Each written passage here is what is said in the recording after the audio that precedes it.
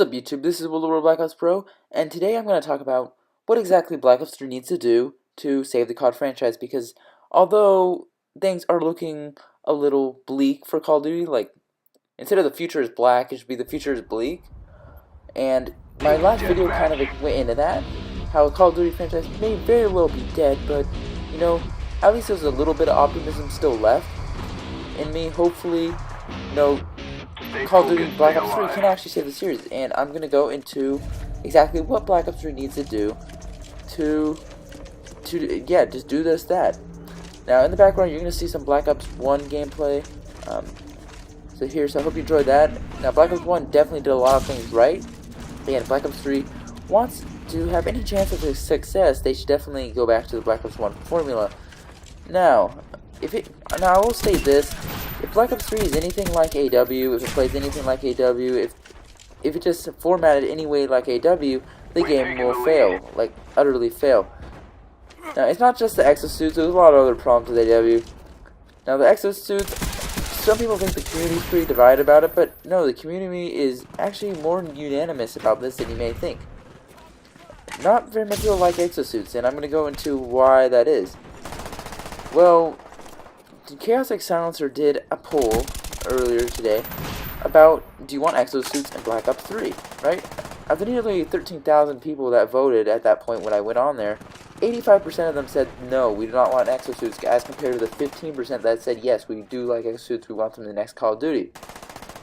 So that right there, guys, tells you that the community as a whole does not like exosuits. Exosuits change the gameplay way too much. They make it so you can jump 30 feet in the air, jump on top of rooftops, and you know, people abuse that and they camp on rooftops and stuff like that. So it's just not good. It's not, Call of Duty was not based on that. Call of Duty was based on boots on the ground kind of action, like you see in Black Ops 1. This is where Call of Duty, this is where it started. This is how Call of Duty became successful, because it was, you know, for the most part, back then it was both part modern or past shooters. Now it's just futuristic this, futuristic that, and yeah, so it cannot be anything like it should not have advanced movement mechanics whatsoever, because even if they took out the vertical boost jump and they brought back, let's say, you know, exo dodge, like, or side strafe, or boosting backwards or something like that, that would still change up the gameplay too much, and I don't think that should be in Call of Duty. I really think it should just be, you know, like Black Ops 1 movements, Black Ops 2 movements, stuff like that, and I think that's how the series can really revive itself if Vonderhaar chooses to do that. Another thing that kind of killed AW was skill-based matchmaking. Now, a lot of people aren't talking about this anymore. I'm not sure why, but it's still a very relevant issue.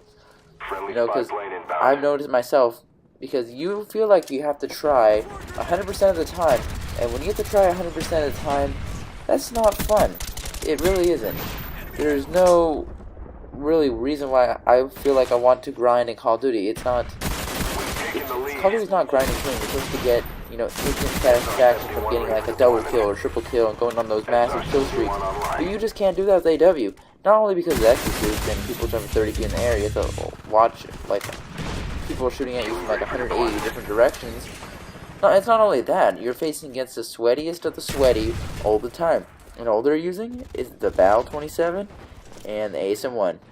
You know, they're using the elite variants of those to gain even more of an edge over you. So, you know, overall, it's just not very fun of a game. And, you know, even though, like, I put a lot of time in the game, like, I probably put more time into AW, like 99% of the COD fan base. Like, I put in probably 11 days into that so far, you know, over 5 months, you know, 19 prestige already. And I don't feel like I've really accomplished anything, because, one, you don't get that much for prestiging in AW. Like, there's almost no point to prestige. Honestly, I'm starting to wonder why I even bother prestiging. Like, even with elite weapons and incentives and stuff, that's still not worth it. Maybe for the Obsidian Steed, but other than that, it's probably not worth it that much. So, yeah, they definitely should not bring back skill-based matchmaking, and definitely give you more incentive to prestige, because in Black Ops 1, you can get gold guns for getting prestige 14, you get a bunch of other things like that, like special unlocks, and if you had gold guns, that looks sick. The gold looked really good in Black Ops 1, so they definitely need to go back to that. Black Ops 1 also did a lot of things right too, like create a class. It wasn't the Pick 10 system, it was the Crate Plus 2.0. Now this worked because it had pro perks. It made it so you couldn't have like 2 perks from the same category, which made it so you couldn't have these overpowered class setups like you could in like BO2 or something like that with the Pick 10 system, because, you know, I liked how you were only able to get 1 perk from one category. You would have to give up something to run something else. That's what Call of Duty was founded on, and that's what Call of Duty needs to continue doing. So the Pick 10 system doesn't really help that much. Well, it doesn't help the series that much, unfortunately. I mean, it was a good idea in theory and on paper, but in practice, people would just use it to come up with these overpowered class setups, you know, lightweight, toughness, dexterity, and then they can have other stuff on top of that, you know, and they get rid of their tacticals and their lethals and stuff just to get more perks. And, you know, it's really annoying because people are running around the map like they're on crack or something. It's just really annoying, and hopefully they don't bring anything like that back. So, yeah, let's go on more other things that Black Ops 1 did right. Black Ops 1 had good map design. Advanced Warfare, Ghosts, and BO2 had crappy map design. Now, BO2, you guys might think, okay, the maps were decent. Yeah, they were decent, but Black Ops 1 maps were a lot better. There was not a single map in this game which I did not like. Okay, and Black Ops 2, you got maps that, like, you know, like slums and overflow, and just maps with no verticality whatsoever, and that's not good for the franchise either. Like, AW kind of overdid the verticality with the exosuits, but no verticality at all, like in Black Ops 2 and MW3, you know, where there's no second floor buildings whatsoever. That makes the maps just plain and boring and dull, and no one wants to play that.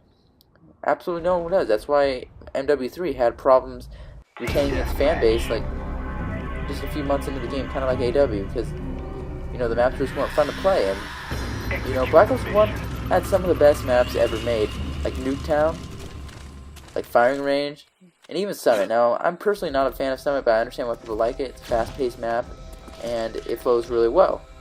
So Black Ops 1 has some really good maps, and, you know, all 3 of those maps, which I just previously mentioned, return to BO2 as DLC, which proves that the fanbase really want maps like that. And AW doesn't have, like, those really good maps, like one of those fan-favorite legendary maps. Black Ops 2 doesn't really have it. I mean, sure, you got maps like, I'd say Raid and stuff that people liked a little bit, but they're not legendary. They're just, like, fan-favorite out of what you got. Like, for example, like Dome and MW3, that was a fan-favorite because it was probably the best map there out of what we were given, because all the other maps sucked so bad. And in Ghost, Strike Zone was the fan favorite because it was one of the smallest maps in the game, and that game is known for its large maps. So yeah, Black Ops 1 had actually good maps, and maps can make or break a game. If the maps are good, does it make the game fun to play? If the maps are bad, the game's not fun to play because you have to play on the same shitty maps all the time, and that's just not fun. So let's see other things that Black Ops 1 did right. Black Ops 1 got the balancing right, the weapon balancing. You can run around with any sort of weapon in this game and do well. It doesn't really matter which one it is. I mean, if you try to quickscope with a sniper rifle, you're probably not going to do well, and that's a good thing, because Black Ops 2 catered way too much to the snipers. The fact that you could run around with a sniper and, you know, do better than shotguns at close range and do better than assault rifles at medium range, and just like left trigger, right trigger, like kill someone, that's overpowered. It's completely overpowered. If you ever play Black Ops 2 free-for-all on Nuketown, you'll know what I mean. It's complete and utter BS. I'm not sure why Vonderhaar put it in the game, but he did, so yeah, unfortunately we're kind of stuck with that in BO2. They did that right, they got rid of quick scoping. They made it so you had to hit fire accuracy until you were fully scoped in, and also they made the thing sway a lot of it during the first second or so of you scoping in. So it effectively eliminated quick scoping. But other than that, you could do well with pretty much any gun. The shotguns were decent. They weren't overpowered like they were in BO2. The LMGs were decent. You could use them. The SMGs were pretty good overall. I mean, people gravitated towards the AK-74U for reasons like, for example, it had more ammo capacity and more damage than most of the other SMGs. But, you know, there was no completely overpowered and unbalanced weapon. Now, you guys might point to the FAMAS, but the FAMAS was never overpowered. In fact, the FAMAS is balanced exactly the same as the AUG. The only difference between the two are the recoil pattern is slightly different. Like the FAMAS pulls up and to the left, and the AUG is has more of a centered recoil, while the other difference is that the iron sights are slightly different. That's about it.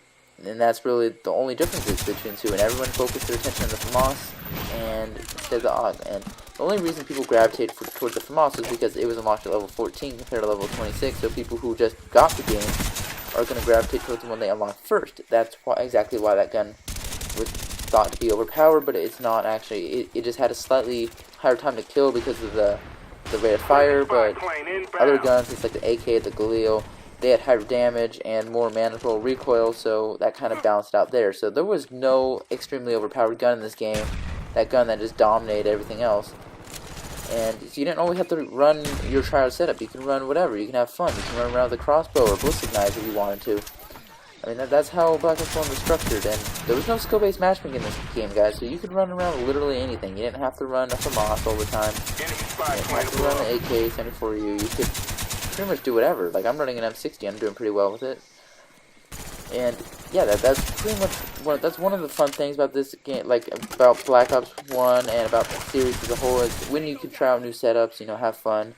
Because Call of Duty is all about having fun. If Call of Duty starts feeling like work, like, for example, like Advanced Warfare, that game feels like work, and the minute it starts feeling like work, I'm not having fun, and I get bored of the game really quickly. Now, another thing that Black Ops 1 did right was the kill streaks. The kill streaks were priced at the correct amount of kills. They were kill streaks, not score streaks. I don't know why some noob should get points towards his score streaks for capturing a flag, or whatever.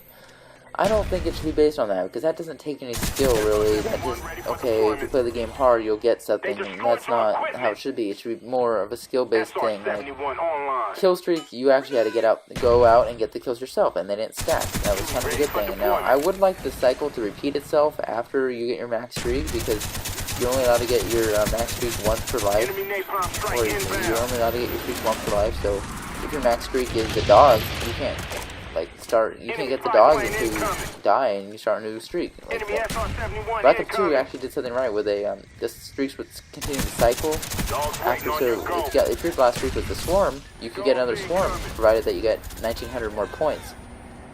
So that's something to BO2 did right, and that's something that Black Ops 1 could learn from. But other than that, the streaks were pretty good. I mean, they're not overpowered. They're balanced pretty good. They're good, but they could easily be taken out if you had the skill to take it out. Not only that, but there was no, streak, except for the R6D that would just give you a free kill, and that was just completely stupid and catered to noobs, like the Hunter Killer Drone. The Hunter Killer Drone, you just throw that thing in the air, and it'll literally just find an enemy for you and get you a kill, and Flak Jacket did nothing against that thing, so, that's completely overpowered, and it's just to give noobs a free kill, and that's called bullshit. And we do not want that in Black Ops 3. 100 kill drones were stupid. That was a stupid idea of Vonderhaar. I'm not sure why you put it in the game. It shouldn't have been in the game in the first place. Don't bring it back to Black Ops 3. Please don't, Vaughn. Do the right thing. Don't give the noobs all their streaks. Don't bring support. Don't bring any form of support to Black Ops 3, because Modern Warfare 3 started the support strike package, and it continued on with Ghost. And support strike packages just cater to noobs. That's it. That's the whole point of a support strike package. Because, sometimes, they think, Activision thinks that if the noobs don't get their streaks, they're not going to have fun. And that can be true, but the thing is, their fun comes at the expense of everyone else. And for example, in Ghost, you have the Oracle. The Oracle was a really overpowered support streak. If some noob was running it, he was pretty much guaranteed to get it as long as he played hard. There was no way to knock him off of that, and you know what, I can't tell you how many chem streaks I've been knocked off of, because some guy calls it an Oracle, and then the Oracle highlights my location, and I got wallbanged from halfway across the map. It's not fun, or I get pre-fired. And you know what, I don't know why I should have to run a 2-point perk just to counter something that shouldn't even be in the game. Because once they start putting BS like that in, we have to adapt our playstyles to fit that game. like we can't play how we want to play. We have to play how we have to play. Like they're forcing us to play differently just because they want to put some bullshit mechanic in the game. Black Ops 1 did not have that, fortunately, and that's probably why it's still one of the best Call of Duties ever made. Like I have so much more fun on this game than AW. Like for example, I could play AW for a week and play maybe one game of Black Ops 1 and have like 10 times more fun on the game of Black Ops 1 than I did on AW, and that's just kind of how it goes. Now AW has made a few improvements. Like for example, when the game first came out, it was almost impossible to get anything like any score streaks, like even a UAV. Like for example, a UAV would cost 400 points, and if you play Domination, you get 50 points per kill. So if you do the math, that takes 8 kills to get a simple UAV. Now that was completely stupid. You know, it took them about a month or so to patch that to make it so that okay, you could get your streaks easier. But because the streaks were so hard to get initially, I got really bored of the game really fast. Within a week of the game, like I was already getting ready to go back to BO2, just because it wasn't fun. Streaks really make Call of Duty what Call of Duty is. If Call of Duty doesn't have streaks, if it has like shit streaks like in AW, this game's not gonna be fun. Now Black Ops 2 or Black Ops 3, I mean, should have, if they're gonna have either overpowered or underpowered streaks, I would definitely prefer the overpowered streaks because everybody wants powerful score streaks. Now sometimes streaks can be overpowered, like the Swarm, or they can be completely underpowered, like I would say the Warbird from AW if you don't put in like the AI controlled thing on. And it's better to have overpowered score streaks because when you get them, that makes it that much more fun because everyone likes their score streaks doing well, and if your score streaks doing well, you're having a lot of fun. So that's definitely what they need to do. They definitely need to bring back good score streaks, or I mean kill streaks. Cause I really don't like the score streak system, and you shouldn't get rewarded just for doing whatever, like for tapping flags and doing stuff like that. So yeah, that's just some of my thoughts on that. As you see here, the Chopper Gunner, I definitely think it should make a return in some way, shape, or form, because this streak is pretty fun streak to use. It's pretty simple to use too. Like, also make this streak simple to use, because the Valkyrie rockets in this game were really hard to use. Almost no one used them, so we definitely don't want to see a return of Valkyrie rockets or anything that difficult to use, because at the end of the day, guys, just remember, most of the people who play Call of Duty, probably like 99% of them, are casual gamers. They don't have all the time in the world to learn how to use everything. So we gotta make things simple enough so that they're entertained, but like complex enough so like the hardcore players, who really like the game, see the series evolving in a positive way. Now, speaking of casual gamers, they also need to cater the game back to the casuals again because, Black Ops 2 and AW especially have been catered way too much to the MLG scene and the pro players, and that's the only people who like Call of Duty essentially now. They've pretty much completely alienated the casual fan base, and that's just not good. That's not going to do anything for the series in the long run because, okay, although MLG might promote the game a little bit more, is it really going to help your sales? I don't think so. It really hasn't. The sales have been tanking ever since Ghost, and if AW is a flop, guys, or I mean, if Black Ops 3 is a flop, then the series is dead. Because, Ghost did pretty poorly. No one trusts Infinity Ward, so when Infinity Ward next game comes out in 2016, it's not going to be, like, no one's really going to be excited for it. No one's going to buy it. Because no one really wants to play Ghost 2. No one trusts Infinity Ward after what happened with the original Ghost. Then when AW2 comes out in, 2017? No one's going to trust Infinity Ward or Sledgehammer, so no one's going to buy that game. So, if this game is a fail, we're going to have to wait until 2018 for another playable Call of Duty game, probably. So that's why I say the series is dead, because unless they may, of course, make a game based on Black Ops 1 and the Black Ops 1 formula, because otherwise no one's going to play the other games, and no one's going to wait 3 years for another playable COD game. And by then, Black Ops 2 is going to be 6 years old, and I don't think no one's going to, like, stick around on Black Ops 2 for 6 years. I don't see it. I mean, Black Ops 2, It's probably one of the last playable Call of Duties for, like, the newest playable Call of Duty for many people. But Black Ops 2 had a lot of problems, like quick scoping, overpowered shotguns, lag, camera angles, all these other things that kind of contributed to, you know, its downfall, I'm going to say. Like, it's still, or caused downfall. I mean, the game's still doing pretty well. It has more people online than both Ghost and Black Ops 2 combined. So it's doing relatively well. No, but Black Ops 1 was doing a lot better. Black Ops 1 had a longer longevity factor because I remember a year after this game came out, back in August 2011, there were still 650,000 people online, and in August 2013, there were only 400,000 people on BO2. So definitely, and BO2 sold more copies, by the way, so there was definitely a longer longevity factor. More people were interested in playing BO1 during the same time frame.